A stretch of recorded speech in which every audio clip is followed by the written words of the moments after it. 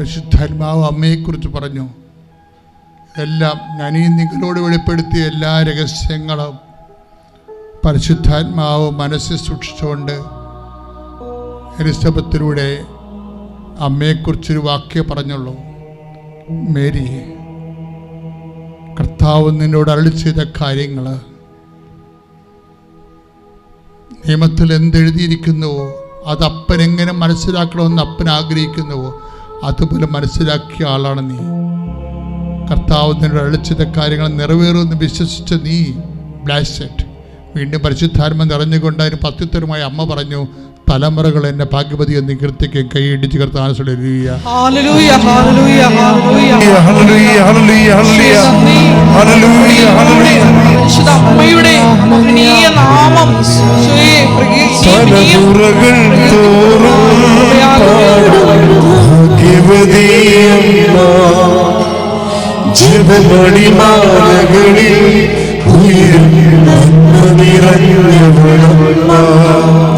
തലമുറകൾ തോറും പാടും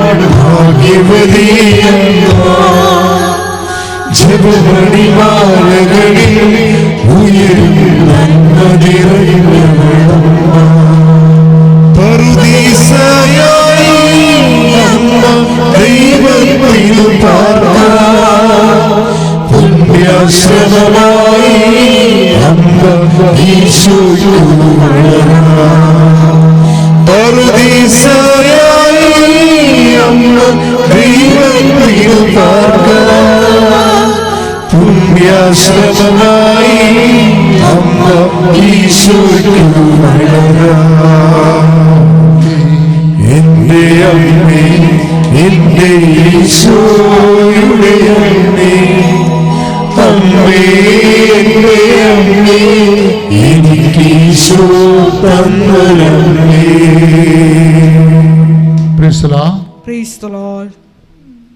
കൈ രോഗമുള്ള ഇടത്ത് വെച്ച് പ്രാർത്ഥിക്കാൻ പറയണത് കർത്താവ് നമുക്ക് തന്ന ഒരു നോട്ടാണ്. പക്ഷേ ഒത്തിരി പേര് ഇപ്പോൾ സാക്ഷ്യം പറയുന്നുണ്ട്.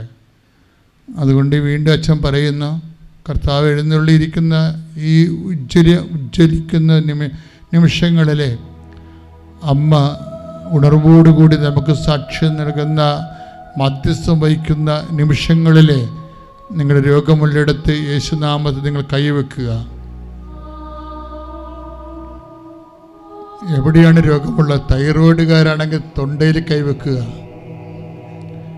ഓൺലൈനായിട്ട് ഇപ്പോഴേ എല്ലാ രാജ്യങ്ങളിൽ നിന്നുകൊണ്ട് ഈ ധ്യാനം കേൾക്കുന്നവരെ, ആശുപത്രിയിൽ ഇരുന്നു കൊണ്ട് ഇത് ധ്യാനം കേൾക്കുന്നവരെ, നിങ്ങളുടെ രോഗികൾ അടുത്തുണ്ടെങ്കിൽ അവിടെ രോഗമുള്ള ഇടത്ത് നിങ്ങൾ യേശുനാമത്തിൽ ഇപ്പോൾ കൈവെക്കേണ്ടതാണ്.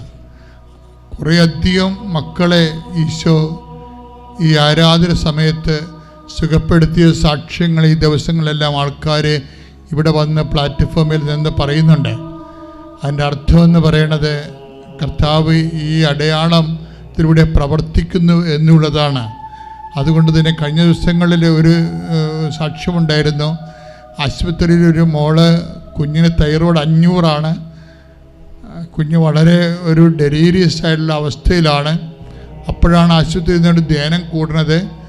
അപ്പോൾ അമ്മ കട്ടിൽ ഇരുന്നു കൊണ്ട് ഈ ധ്യാനം കൂടിക്കൊണ്ടിരിക്കുകയായിരുന്നു.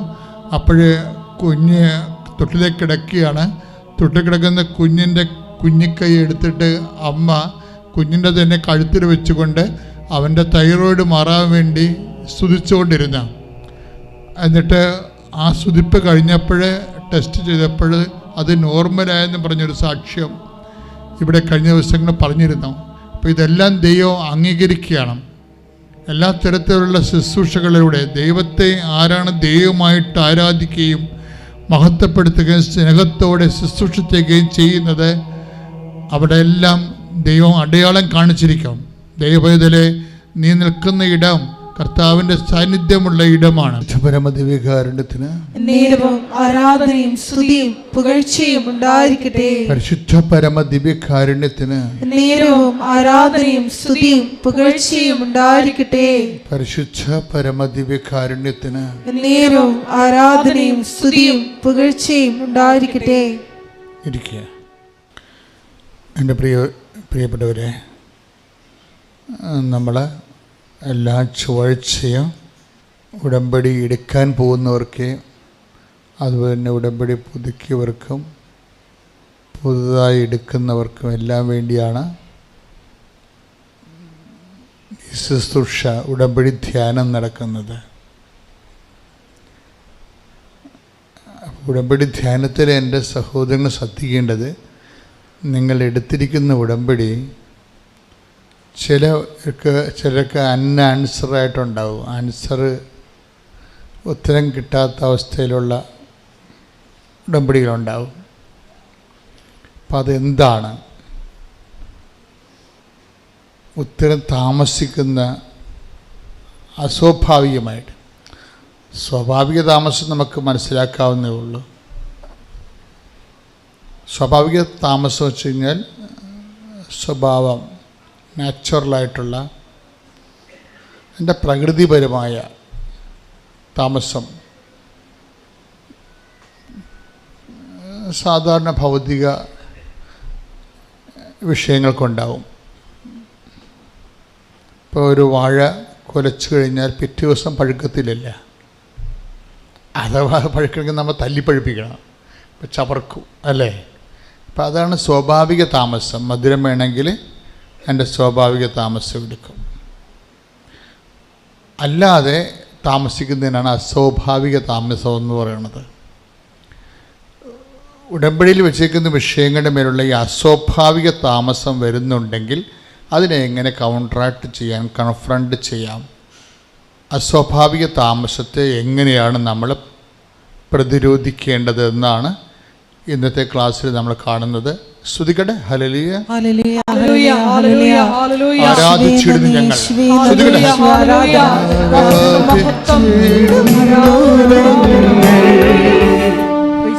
ഇതൊരു നല്ല ശക്തമായ സ്പിരിച്വാലിറ്റി ഉള്ളവർ എഴുതിയിട്ടുള്ള ഗാനങ്ങളാണിതെല്ലാം. ഈ ഗാനങ്ങളിലൊക്കെ ഒത്തിരിയേറെ വ്യത്യാസങ്ങളുണ്ട്. നമ്മൾ സാധാരണ ഭക്തി ഗാനങ്ങളുണ്ട്. കൃപാസനത്തിൽ ഭക്തി ഗാനങ്ങളൊന്നും പാടത്തില്ലല്ലോ, ഭക്തിഗാനങ്ങളൊന്നും പാടത്തില്ല. പിന്നെ ഭക്തിഗാനങ്ങളുടെ കൂടുതൽ ആത്മീയ ഗാനങ്ങളുണ്ട്, അതൊട്ടും പാടത്തില്ല. പിന്നെ ഉള്ളത് ഉണർവ് ഗാനങ്ങളുണ്ട്. ഉണർവ് ഗാനങ്ങളിൽ തന്നെ അഭിഷേക ഗാനങ്ങളുണ്ട്. അത് കേൾക്കുമ്പോൾ നമുക്കറിയാൻ പറ്റും. അത് എഴുതുന്നവർക്ക് അഭിഷേകം ഉണ്ടാകണം, അത് ട്യൂൺ ചെയ്യുന്നവർക്ക് അഭിഷേകം ഉണ്ടാകണം, പാടുന്നവർക്കും അഭിഷേകം ഉണ്ടാകണം. അപ്പോൾ പാടുന്നവരുടെ അരുവി മോശമാണെന്നുണ്ടെങ്കിൽ നമുക്ക് അഭിഷേകം കിട്ടത്തില്ല. ഇങ്ങനെ കുറേ കാര്യം ദൈവം സഞ്ചരിക്കുന്ന ഒരു ഉപകരണമാണല്ല, ദൈവം സഞ്ചരിക്കുന്ന ഉപകരണം. ഇപ്പം ഇതിൻ്റെ അകത്ത് അഭിഷേകമുള്ളത് ആ ഒരു 4 വരിക്ക് അഭിഷേകമുള്ളത്. അത് കേൾക്കുമ്പോൾ നമുക്ക് അതിൻ്റെ നമ്മുടെ ആന്തരിക ഇതിൽ എവിടെയോ അങ്ങ് തുടർന്ന് നോക്കും. അപ്പം അതുകൊണ്ടാണ് ഞാൻ നിങ്ങളെ ആവർത്തിച്ച് പാടാം. കാര്യം ആ അഭിഷേകത്തിൻ്റെ ഒരു രീതി, അഭിഷേകം നമുക്ക് ഫീൽ ചെയ്യുന്ന ആവർത്തനത്തിലൂടെയാണ്. പക്ഷെ നിങ്ങളതിൻ്റെ കൂടെ സഞ്ചരിക്കണം. നിങ്ങളുടെ വിശ്വാസം കൊണ്ട്, പ്രത്യാശ കൊണ്ട്. ഇപ്പം അതിൻ്റെ സ്പിരിച്വാലിറ്റി ഉണ്ടെന്ന് പറയാൻ കാര്യം എന്താണ്? അതിനൊരു ആധ്യാത്മികതയുണ്ട്. എന്താ കാര്യം? നിന്തിരു മുമ്പിൽ നിന്നിടുമ്പോൾ ദുഃഖങ്ങളില്ല, ഭാരങ്ങളില്ല, പിന്നെന്താണ്? പ്രത്യാശ ഒന്ന് മാത്രം. അത് ഈ ദുഃഖങ്ങളും ഭാരങ്ങളും ഇല്ലാഞ്ഞിട്ടല്ല, നമുക്കുള്ള പ്രത്യാശ ഭാരങ്ങളെ ലഘൂകരിക്കുന്നു. അതാണ് വിഷയം. ഈ പ്രത്യാശ നമുക്ക് അറിവിൻ്റെ തലത്തിലുണ്ടാകാം, അനുഭവ തലത്തിലുണ്ടാകാം. അപ്പോൾ ഇത് അറിവിൻ്റെ തലത്തിൽ എപ്പോഴും വരുന്നൊരു വിഷയം, എല്ലാവർക്കും പ്രത്യാശ ഉണ്ട്, അത് അറിവിൻ്റെ തലത്തിലാണ്. അങ്ങനെയല്ല, ഇതിനൊരു പ്രത്യാശയുടെ ഒരു അഭിഷേക തലമുണ്ട്. അറിവിൻ്റെ തലം കഴിഞ്ഞിട്ട്, അനുഭവ തലം കഴിഞ്ഞിട്ട് ഒരു അഭിഷേക തലമുണ്ട്. അതാണ് എപ്പോഴും നമ്മൾക്ക് ദൈവാനുഭവത്തിന് നമ്മളെ സഹായിക്കുന്നത്. അല്ലെങ്കിൽ നമുക്ക് ഒരു കപട ദൈവാനുഭവമായി പോകും. ദൈവാനുഭവം എന്ന് നമ്മൾ പറയുന്നുണ്ടെങ്കിൽ അത് യഥാർത്ഥ ദൈവാനുഭവം ആകണമെന്ന് നിർബന്ധമില്ല. അപ്പം അതുകൊണ്ട് എപ്പോഴും എല്ലാ വിഷയവും, വചനത്തിനും അഭിഷേകമുണ്ട്, അറിവുണ്ട്, അനുഭവമുണ്ട്, അഭിഷേകമുണ്ട്. ഇത് 3 ഓരോ ഘട്ടങ്ങളാണ്, വളർച്ചയുടെ ഘട്ടങ്ങൾ. ആദ്യം അറിവായിരിക്കും നമുക്ക് കിട്ടുന്നത്, പിന്നെ അത് അനുഭവമാകും. അനുഭവം എല്ലാവർക്കും ആകത്തില്ല. അത് ആരാണ് എക്സിക്യൂട്ട് ചെയ്യണത്, ആരാണ് ആ വചനം എക്സിക്യൂട്ട് ചെയ്യണത്, അതായത് പ്രയോഗിക്കുന്നവർ. അപ്പോൾ ദൈവത്തിന് അങ്ങനെ ഒരു ആളിനെക്കുറിച്ച് ഒരു ഐഡിയ ഉണ്ടാവും എപ്പോഴും. കാര്യം നമ്മൾ അസസ്മെൻ്റ് എപ്പോഴും നമ്മൾ ശ്രദ്ധിക്കണം. കാര്യം നമ്മളെ ഇപ്പോൾ നിങ്ങളുടെ പ്രാർത്ഥന തന്നെ, നിങ്ങൾ പ്രാർത്ഥനയിൽ വളരുമ്പോൾ എപ്പോഴും നമ്മൾ ശ്രദ്ധിക്കേണ്ടത് ഒരു നല്ല അസസ്മെൻറ്റ് ദൈവത്തിന് നമ്മളെക്കുറിച്ച് ഉണ്ടാകാൻ വേണ്ടി നമ്മൾ ഒരു ആത്മാർത്ഥമായ ഒരു ശ്രമം നമ്മുടെ ഭാഗത്തു നിന്ന് ഉണ്ടാകണം. അസസ്മെൻ്റ് എന്ന് പറഞ്ഞാൽ എന്താണ്? ആളെക്കുറിച്ചുള്ള ഒരു തൂക്കി നോക്കലേ, അക്കത്തൂക്കങ്ങൾ നോക്കുന്നത് നമ്മളെക്കുറിച്ച് ഒരു അസസ്മെൻറ്റ്. അതിൽ ഉള്ളിൽ വിചാരം എന്നൊക്കെ വേണേൽ പറയും. ഇപ്പോൾ ഉള്ളിൽ വിചാരം, ഇപ്പോൾ നമുക്ക് വിശ്വാസം പോലും ഉള്ളിൽ വിചാരമല്ലേ. പുറമേയുള്ള പറച്ചിലാണെങ്കിലും ആദ്യം എങ്ങനെയാണ് വരുന്നത്? അത് പുറമേ നമ്മൾ ചെയ്യുകയും ചെയ്യും, പറയുകയും ചെയ്യും അല്ലേ. വിശ്വാസം നമ്മളിങ്ങനെ പ്രഖ്യാപിക്കും. വിശ്വാസം പ്രഖ്യാപിക്കുന്നത് പിന്നീട് നമ്മൾ പ്രയോഗിക്കും. ഇതെല്ലാം വിശ്വാസം പ്രഖ്യാപിച്ചാൽ നമുക്ക് പ്രഖ്യാപിക്കാം. അത് ഇപ്പോൾ ഈ ലിപ് സർവീസ് ആയത് കാരണം അതിൻ്റേതായിട്ടുള്ള 20% ഇൻകമാണ് ഇതിനകത്ത് നമുക്ക് കിട്ടുന്നത്. അപ്പോൾ നമ്മൾ ഓർത്തേക്കണക്കേണ്ടത് ഇതെല്ലാം. ആ വിശ്വാസം നമ്മൾ പ്രഖ്യാപിക്കുകയാണെങ്കിൽ സ്വാഭാവികമായി 20-30 ഇത്രയും നാൾ ഞാൻ 21 ലക്ഷത്തോളം മനുഷ്യരെ കൗൺസിൽ ചെയ്യുകയും അവരിൽ ദൈവം പ്രവർത്തിക്കണ കാണുകയും അതേസമയം എൻ്റെ ജീവിതത്തിൽ തന്നെ ഞാനും അനേകായിരം പ്രശ്നങ്ങളിലൂടെയാണ് ഇവിടം വരെ എത്തിയത്. അപ്പോൾ അങ്ങനെയൊക്കെ വരുമ്പോൾ ഇതിൻ്റെ അകത്തൊക്കെ നമ്മൾ കൈവരിക്കുന്ന ചില നിലപാടുകളുണ്ട്. God must know that we are sincere and serious. പ്രത്യേകിച്ച് അവൻ്റെ വചനത്തെക്കുറിച്ച് നമുക്ക് കുറച്ച് സിൻസിയറിറ്റി ഉണ്ട്. അപ്പോൾ ദൈവത്തോട് സിൻസിയറിറ്റി ഉണ്ടെങ്കിൽ നമ്മൾ ആദ്യം ചെയ്യണത് എന്താണ്? വചനം കേൾക്കും. കേട്ട് കഴിഞ്ഞാലും പിന്നെ അടുത്ത സംഭവം എന്താണ്? വചനം ശ്രമിച്ചു കഴിഞ്ഞാൽ പിന്നീടത് പ്രയോഗിക്കും. വചനം നടപ്പിൽ വരുത്തും. നടപ്പിൽ വരുത്തി കഴിഞ്ഞതിന് ശേഷം അതായത് അടുത്ത സെക്ഷനിലാണ് വചനം അഭിഷേകമാകണത്. ഇതെല്ലാം ദൈവാനുഭവത്തിൻ്റെ വ്യത്യസ്തങ്ങളായ ഡിഗ്രീസ് ഓഫ് പെർഫെക്ഷനാണ്. ദൈവാനുഭവത്തിലേക്ക് പോകുന്ന വഴിക്ക് ആദ്യം അറിവ്, പിന്നെ അനുഭവം, പിന്നെ അഭിഷേകം, അങ്ങനെ പോണത്. അപ്പം നിങ്ങളുടെ IELTS, വസ്തു വിൽപ്പന, കല്യാണം കഴിപ്പിക്കൽ, കുഞ്ഞുങ്ങളുണ്ടാകണത്, ഇങ്ങനെയുള്ള മിനിമം പരിപാടിയുമായിട്ട് നിന്ന് കഴിഞ്ഞാൽ മരിക്കണ വരെ ഇതുപോലെ പുതിയ പുതിയ പരിപാടികൾ വന്നുകൊണ്ടേയിരിക്കും. അതായത് ഇതിനെ അഡ്രസ്സ് ചെയ്യേണ്ടതല്ല, ഇതിനൊക്കെ അഡ്രസ്സ് ചെയ്യണതിനൊരു മിനിമം വോൾട്ടേജ് കൊടുത്താൽ മതി. പറഞ്ഞ മനസ്സിലായില്ലേ? ഇതൊക്കെ അഡ്രസ്സ് ചെയ്യണം. നിങ്ങളെന്താ സംഭവിച്ചിരിക്കുന്നത്? നിങ്ങളുടെ ഫുൾ എനർജി ഇതിനകത്ത് ഇൻവെസ്റ്റ് ചെയ്യുകയാണ്. അതാണ് ഈ വിഷയത്തിനൊരു പിൻപിടുത്തം വരുന്ന കാര്യം. നിങ്ങളുടെ ബുദ്ധിയും ബോധവും കഴിവും ചിന്തയും ആലോചനയും എല്ലാം ഒറ്റ വിഷയത്തിലേക്ക്. കല്യാണം താമസിക്കുന്നത് എന്താണ്? പിള്ളേരുണ്ടാകാത്തത് എന്താ? ജോലി കിട്ടാത്തത് എന്താ? ഈ അതായത് ഒരു ആധ്യാത്മികമായി പറഞ്ഞാൽ വളരെ ശ്രദ്ധിച്ചില്ലെങ്കിൽ നമ്മളെ സംബന്ധിച്ചിടത്തോളം ഭയങ്കര സ്ലോ ആയിരിക്കും പ്രോസസ്. ദൈവമായിട്ടുള്ള അടുപ്പവും കാര്യങ്ങൾക്കെല്ലാം തീരുമാനം ഉണ്ടാകുന്നത് സ്ലോയാണ്. അതിൻ്റെ കാര്യം ഭയങ്കര കൊളസ്ട്രോളാണ് ആൾക്കാർക്കെല്ലാം. എങ്ങനെ കൊളസ്ട്രോളാണ്? നമ്മുടെ ബ്ലഡിൽ കൊളസ്ട്രോളുള്ള, ഹൃദയത്തിൽ കൊളസ്ട്രോൾ കാരണം പോലെ തന്നെയായിരിക്കും ആത്മീയ ജീവിതത്തിലും കൊളസ്ട്രോൾ ഉണ്ടാകും. അതെന്ത് സംഭവിച്ചു കഴിഞ്ഞാൽ അമിത പ്രാധാന്യം എപ്പം നിങ്ങൾ വസ്തുക്കൾക്ക് കൊടുത്താൽ അപ്പോൾ ആ വിഷയത്തിന് ദൈവത്തെക്കാൾ ഇപ്പം നിങ്ങളുടെ വിഷയമെന്ന് വെച്ചാൽ ദൈവമല്ലല്ലോ, ദൈവത്തിന് കിട്ടുന്ന ആനുകൂല്യങ്ങളല്ലേ വിഷയമാക്കണം. നമ്മൾ ദൈവമല്ലല്ലോ നമ്മുടെ വിഷയം. നമ്മുടെ വിഷയം എന്താണ്? ദൈവത്തിൽ നിന്ന് എപ്പോഴാണ് നമുക്ക് ജോലി കിട്ടണത്, എപ്പോഴാണ് വീട് വെക്കാൻ പറ്റണത്. അപ്പോൾ അങ്ങനെ ഉള്ള ഓരോ സ്ഥലത്തെ ഈ വിഷയത്തിന് പ്രാധാന്യം കൊടുക്കുന്നതനുസരിച്ചുകൊണ്ട് കൊളസ്ട്രോൾ കൂടിക്കൊണ്ടിരിക്കും, സ്ഥിരമായി ആയിരിക്കും സംഭവം. മിസ് ലൂക്ക എഴുതിയ സുവിശേഷം 1-ാം അധ്യായം 37-ാം വാക്യം. ദൈവത്തിനൊന്നും അസാധ്യമല്ല. എൻ്റെ പേര് വർഗീസ്, ഞാൻ വരുന്നത് കാക്കനാടാണ്. ഞാൻ കൃപാസന മാതാവിനെക്കുറിച്ച് അറിയുന്നത് എൻ്റെ ആൻറ്റി വഴിയാണ്. ബിക്കോസ് ഞാൻ BTech സിവിൽ എഞ്ചിനീയറിംഗാണ് പഠിച്ചത്. അപ്പോൾ എനിക്ക് second year Jio technical engineering എന്ന് പറഞ്ഞൊരു പേപ്പറുണ്ട്. അത് കണ്ടിന്യൂസ്ലി ഞാൻ സപ്ലി അടിച്ചു. അപ്പോൾ ഞാൻ തേർഡ് ഇയർ എഴുതി, ഞാൻ പാസ്സായില്ല സപ്ലി. ഫോർത്ത് ഇയർ എഴുതി, കിട്ടിയില്ല. അപ്പോൾ ഞാൻ അത് കഴിഞ്ഞ് രജിസ്റ്റർ ചെയ്തപ്പോഴേക്കും ഞാൻ ഈ ആൻറ്റി കൃപാസന മാതാവിൻ്റെ ഒരു വളരെയധികം ഒരു വിശ്വസ്തയാണ്. അപ്പോൾ ഞാൻ ആൻറ്റിയുടെ അടുത്ത് ചെന്നു, എൻ്റെ കാര്യം പറഞ്ഞു. അപ്പോൾ ആൻറ്റി എനിക്കൊരു ചെറിയ കാശുരൂപം തന്നു കൃപാസന മാതാവിൻ്റെ. അത് വെച്ചിട്ട് ഞാൻ പഠിക്കാൻ തുടങ്ങി. അപ്പോൾ അത്ഭുതം തന്നെ പറയട്ടെ, എനിക്ക് എക്സാമിൻ്റെ ക്വസ്റ്റ്യൻ പേപ്പേഴ്സ്, നമുക്ക് ആക്ച്വലി എക്സാം ക്വസ്റ്റ്യൻ വായിച്ച് കഴിഞ്ഞാൽ നമുക്കൊന്ന് ആലോചിക്കാൻ കുറച്ച് ടൈം എടുക്കണം അതിൻ്റെ ആൻസേഴ്സ് കണ്ടുപിടിക്കാൻ. പക്ഷേ എനിക്ക് ക്വസ്റ്റ്യൻ വായിക്കുമ്പോൾ തന്നെ അതിൻ്റെ ഉത്തരം ഓട്ടോമാറ്റിക്കലി വരും. ബിക്കോസ് എനിക്ക് ടൈം മാനേജ് ഭയങ്കര ഇഷ്യൂ ആണ്.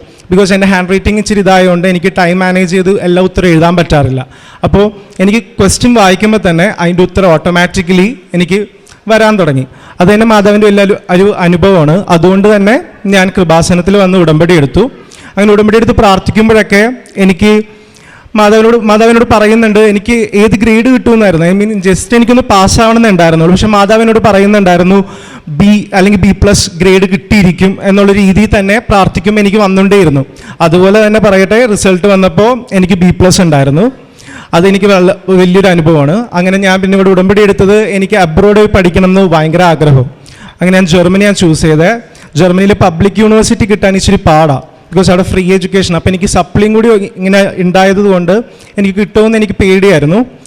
അതുകൊണ്ട് ഞാനിവിടെ ഉടമ്പടിയിൽ അത് വെച്ചു. എനിക്ക് ഓഫർ ലെറ്റർ വന്നു പബ്ലിക് യൂണിവേഴ്സിറ്റിയിൽ നിന്ന്. അങ്ങനെ അതിൻ്റെ ഏറ്റവും വലിയ അത്ഭുതമാണ്, എനിക്ക് വിസ ആപ്ലിക്കേഷൻ ടൈമിൽ എൻ്റെ ബ്ലോക്ക്ഡ് എമൗണ്ടിൽ എനിക്ക് നമ്മൾ ഒരാഴ്ച മുമ്പേ ബ്ലോക്ക്ഡ് എമൗണ്ട് ജർമ്മനിയിൽ എത്തിക്കണം. പക്ഷേ എൻ്റെ ബാങ്കിലെ മാനേജറിൻ്റെ ഒരു ചെറിയ ഇഷ്യൂ ഉണ്ട്.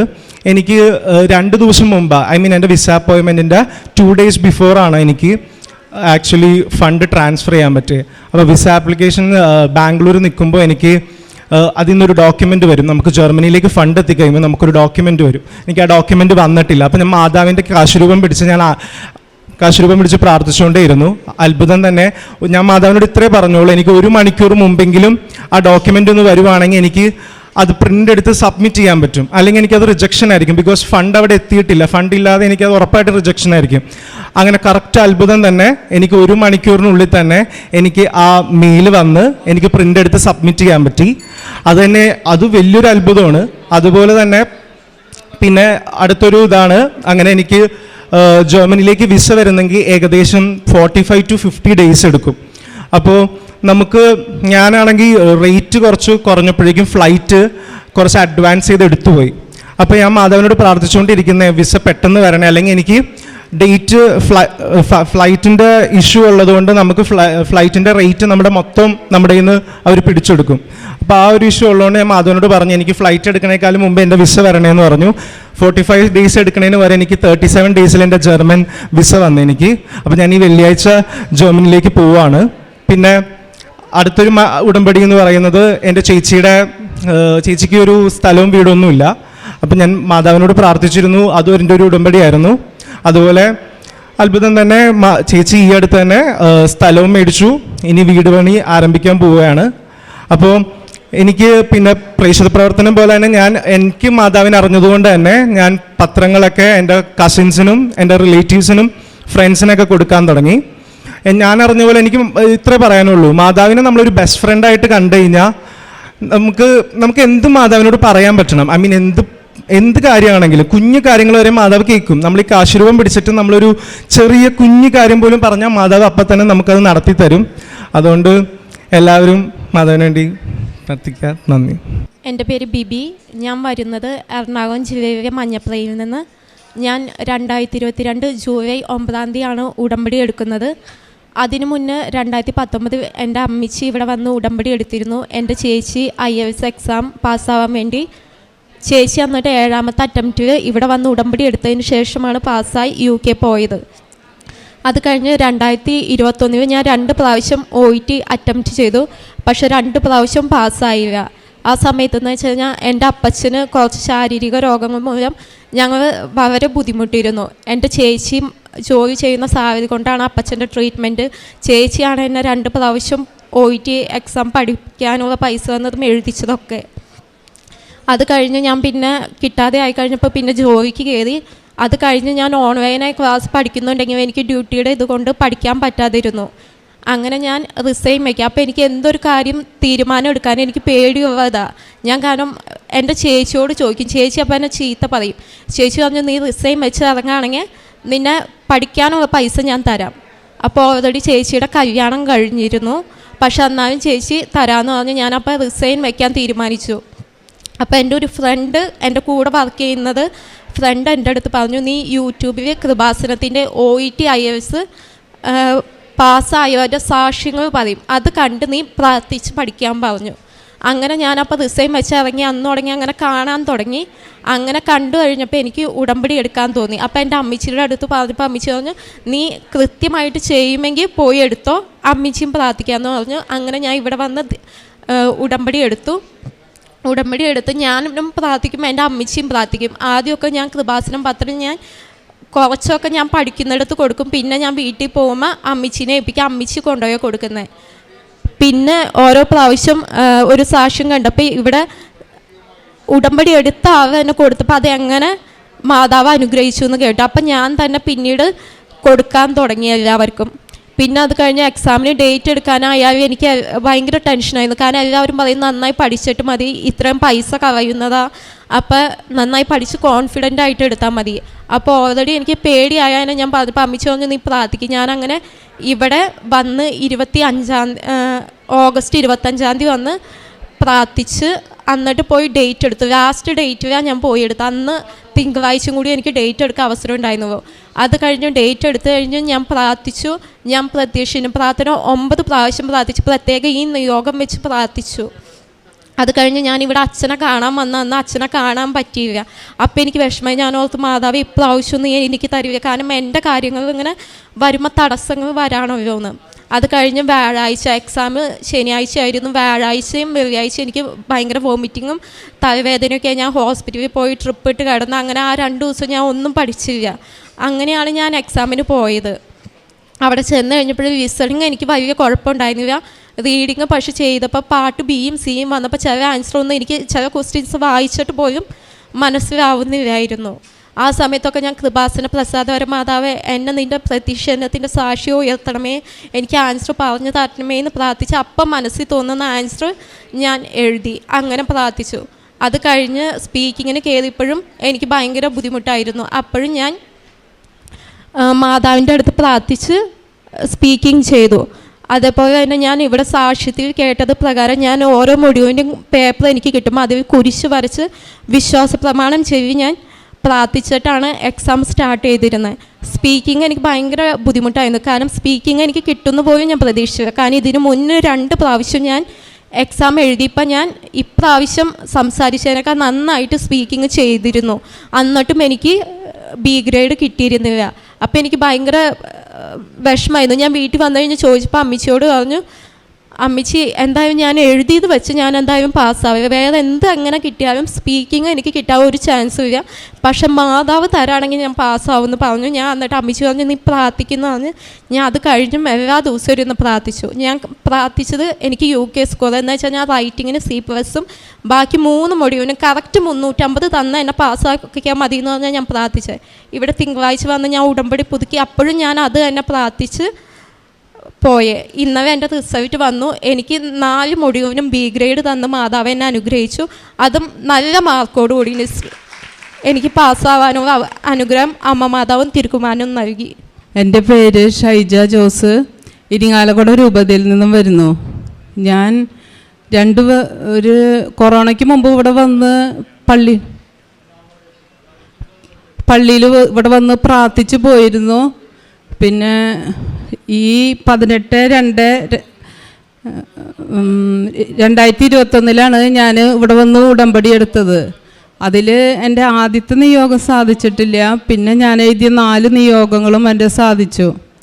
അതിൽ രണ്ടാമത്തെ നിയോഗം എൻ്റെ രണ്ടാമത്തെ മകൻ്റെ പഠിപ്പ് സംബന്ധമായിട്ടായിരുന്നു. അവൻ 10ാം ക്ലാസ് കഴിഞ്ഞ് എൻട്രൻസ് കോച്ചിങ്ങിന് പോയി. പിന്നെ കൊറോണയൊക്കെ വന്നപ്പോൾ അവനത് കംപ്ലീറ്റ് ആവാണ്ട് ഉഴപ്പി. അപ്പോൾ അവനത് ഒട്ടും സ്കോർ ചെയ്യാൻ പറ്റിയില്ല. പിന്നെ ഞാൻ ഹസ്ബൻഡിനോട് പറഞ്ഞു അവനെന്നാൽ എൻജിനീയറിങ്ങിന് ചേർത്താന്ന് പറഞ്ഞു. അപ്പോൾ ഭർത്താവ് പറഞ്ഞു, ഇത്രയും കാശ് ചിലവാക്കി ഇവനെ പഠിപ്പിക്കാൻ നോക്കിയിട്ട് അവൻ പഠിച്ചില്ലല്ലോ, ഇനി അവന് എന്തിട്ടാ പറ്റണമെന്ന് വെച്ചാൽ പഠിക്കട്ടെ എന്ന് പറഞ്ഞു. അങ്ങനെ അവനെ ഡിഗ്രിക്ക് ചേർത്തു. അങ്ങനെ ഡിഗ്രിക്ക് ചേർത്തപ്പോൾ എനിക്ക് ഒട്ടും ഡിഗ്രിക്ക് വിടാൻ ഇഷ്ടമുണ്ടായില്ല. BSc കെമിസ്ട്രി ചേർത്തു. അപ്പം ഞാൻ മാതാവിനോട് ഇങ്ങനെ പ്രാർത്ഥിച്ചു. അന്ന് ഉടമ്പടി എടുത്തിട്ടുണ്ടായില്ല. മാതാവിനോട് പറഞ്ഞു, ഈശോയോടും പറഞ്ഞു പ്രാർത്ഥിച്ചു, എനിക്ക് അവൻ എൻജിനീയറിങ്ങിന് വിടണമെന്നുണ്ട്, പക്ഷേ ഭർത്താവിന് താല്പര്യമില്ല, ഞങ്ങൾക്ക് 5 സാമ്പത്തികം മാത്രമില്ല. അപ്പോൾ എനിക്ക് എന്താ ചെയ്യേണ്ടതെന്ന് അറിയില്ല. ഞാൻ കരഞ്ഞു പ്രാർത്ഥിച്ചു. അപ്പം ഞങ്ങളുടെ അടുത്തുള്ളൊരു മിസ്സ് എനിക്കിങ്ങനെ ഒരു സജഷൻ പറഞ്ഞു, ഒരു സ്കോളർഷിപ്പ് എക്സാം ഉണ്ട്, അത് എഴുതി കഴിഞ്ഞ് വിദേശത്ത് പോയിട്ട് എൻജിനീയറിങ്ങിന് പഠിക്കാമെന്നുള്ളത്. അപ്പം ഞാൻ എൻ്റെ മോനോട് പറഞ്ഞപ്പോൾ അവൻ പറഞ്ഞു, അന്ന് നോക്കിയാലോ അമ്മയെന്ന് പറഞ്ഞു. അപ്പോൾ എനിക്ക് ഹസ്ബൻഡിനോട് പറയാൻ ധൈര്യമില്ല. എന്ന് വെച്ചാൽ ഡിഗ്രിക്ക് ചേർത്തു. ഡിഗ്രി എഴുതി കഴിഞ്ഞാൽ പിന്നെ എൻജിനീയറിങ്ങിന് പോകാൻ പറ്റില്ല. അപ്പം ഞാൻ ഓരോ കാര്യത്തിനും മാതാവിനോട് എത്രയും തേളം മാതാവ് ചെല്ലും, കൊന്ത ചെല്ലും, എൻ്റെ കാര്യങ്ങൾ ഞാൻ ഹസ്ബൻഡിനോട് പറയും, എന്നോട് ശാന്തമായി പ്രതികരിക്കണം എന്നുള്ളത്. അത് കഴിഞ്ഞ് ഞാൻ SIT എക്സാമിന് ഒരുങ്ങിക്കൊണ്ടിരുന്നു. 4 പ്രാവശ്യം എഴുതി.